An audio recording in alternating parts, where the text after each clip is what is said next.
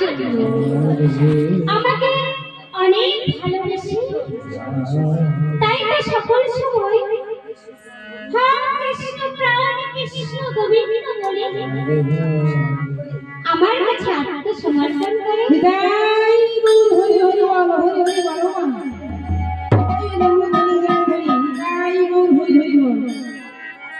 আরেকটি কি বললি? দ্বিতীয়টি আমি তোমাদের বসন চুরি করেছি, তাই বলছো? না না সখীগণ, তোমাদের বসনের বড় স্বাদ জেগেছিল, আমার কাছে আসবে।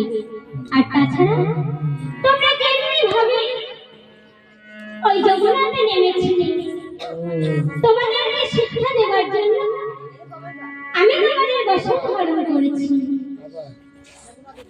তাহলে আমাকে বসন ফিরিয়ে দাও। শোনো শোনো, আমি তোমাদের বসন ফিরিয়ে দিতে পারি, কিন্তু আমার একটি শর্ত আছে। আবার কি শর্ত বন্ধু?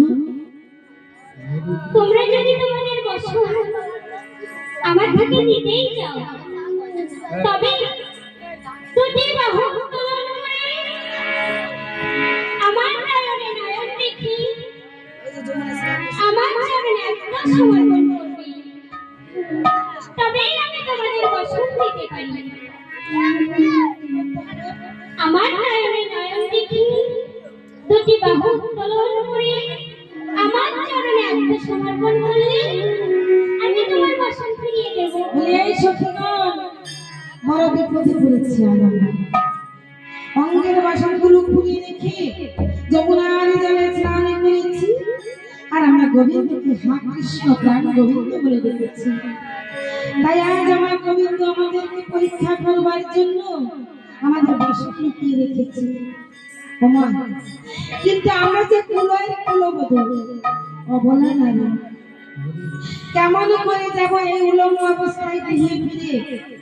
তাই আজ আমরা সবাই মিলে যখন বিপদে পড়েছি, সকলে মিলে দু বাহু তুলে প্রাণ গোবিন্দর দিকে তাকিয়ে হা কৃষ্ণ প্রাণ গোবিন্দ বলে আত্মসমর্পণ করুন সবাই মিলে।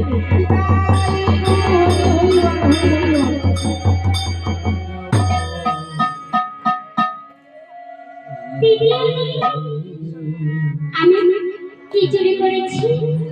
আমার এই মায়েরা জানো তো কত ভালোবেসি, সারাদিন খাটাখাটনি করে কি বলে জানো তো?